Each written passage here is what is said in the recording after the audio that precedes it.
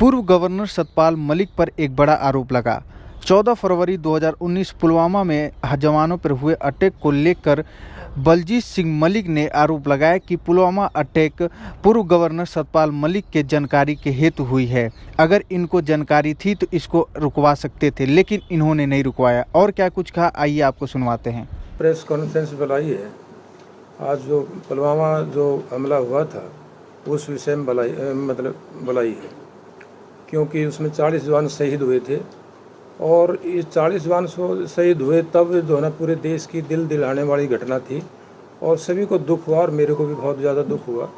तो मैंने इस विषय में सोचा कि भाई क्या आग्रह है, सतपाल गवर्नर साहब से मिलना चाहिए मुझे इस विषय पर। तो मिलते मिलते जो है ना ज़्यादा टाइम हो गया, लेकिन 28 सितंबर 2019 को ईसी को 2023 को करीब 4 बजे RK पुरम उनके निवास पर स्थान पर मेरी मुलाकात हुई। तो मैंने सिर्फ इसी विषय पे मैं मिला था, पुलवामा को उस हादसे पे। तो मैंने उनसे पूछा कि मगर ये कैसे हुआ, तो उन्होंने बताया। तो मैंने जब क्वेश्चन करे तो उनके पास कोई जवाब नहीं था।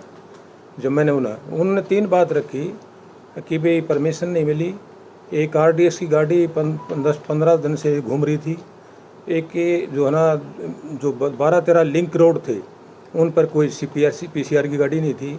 तो जब मैंने उन पर क्वेश्चन करे इन तीनों पर, तो उसके पास उनका कोई जवाब नहीं था।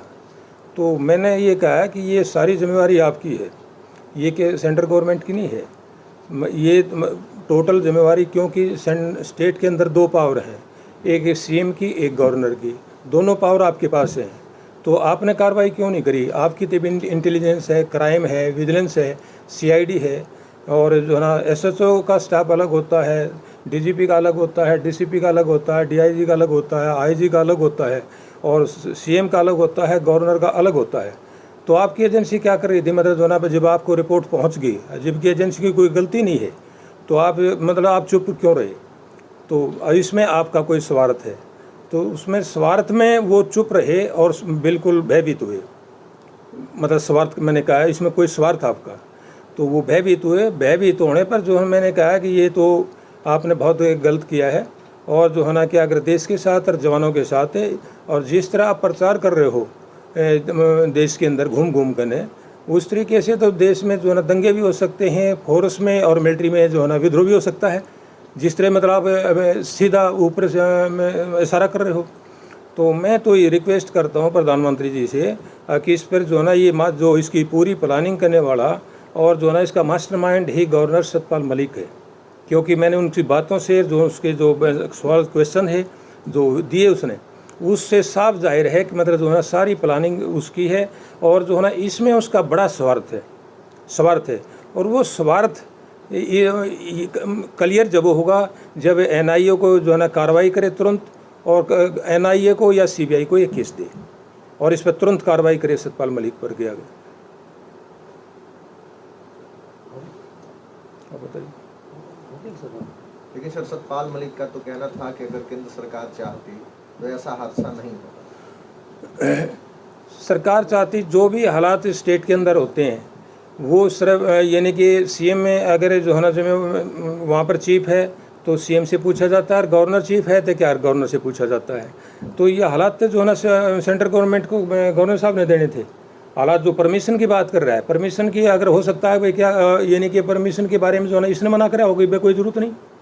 सर, एक इंटरव्यू के दौरान सतपाल मलिक ने तो ये भी कहा था कि हमने जैसे ही ये हादसा हुआ मैंने प्रधानमंत्री जी को फ़ोन किया, उन्होंने इस बात को दबाने की कोशिश की। ये हर मीटिंग के अंदर वो अलग अलग स्टेटमेंट दे रहे हैं। पहले कहा है कि प्रधानमंत्री जी का फ़ोन आया, अब वो कहने लगा कि 2-3 बार मैंने जो है ना फ़ोन किया।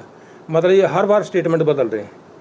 जो है ना ये नहीं कि कोई फ़ोन नहीं किया इनने, और जो है ना ये खुद जो है ना क्या कह रहे हैं दोषी हैं। पूरी प्लानिंग करने वाले सतपाल मलिक हैं, गवर्नर साहब हैं, और जो है ना इसमें जो है ना बिल्कुल मास्टरमाइंड ही जो है सतपाल मलिक है। तो क्या अगर सतपाल मलिक चाहते हैं बतौर सर गवर्नर? प्रूफ कोई ऐसा कि इतना बड़ा इल्जाम आप देखो जी, लगा रहे प्रूफ हैं? तो जो है ना एनआईए और सीबीआई करेगी, मतलब उसको निकालेगी, मतलब जो है ना जब सख्ती से निपटेगी तो क्या अगर कार्रवाई करके तो मतलब जो है ना प्रूफ सामने आ जाएंगे। मतलब आपका जो आरोप है वो आरोप किसी बिना किसी प्रूफ के आप आरोप नहीं, प्रूफ लगा नहीं, रहे हैं? मेरी तो आमने सामने बात हुई है। जैसे बात होने आमने पर जब फिर किसी भी पुलिस अपराधी को शिकायत देना। जब किसी भी अपराधी से बात करते हो तो बातचीत करोगे तो उसका अपराध के बारे में पता चल जाता है, अपराध के बारे में अभी यानी कि इसने किया है कि नहीं किया है। इस संबंध में आपने फिर सरकार से किसी से सरकार के नहीं, मैंने जो है ना सिर्फ मीडिया के द्वारा जो है ना क्या अगर ये बात करने की कोशिश करी है कि भाई प्रधानमंत्री तक ये बात जाए और प्रधानमंत्री इस पर कार्रवाई करे, और जो है ना ये तो पूरे देश की बदनामी वाला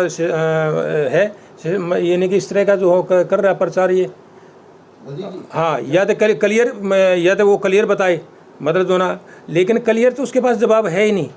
4 साल चुप रहा, 4 साल चुप रहने का मतलब जो है ना क्या करें, चुप रहना भी अपराध की श्रेणी में आता है, चुप रहना भी अपराध की श्रेणी में आता है।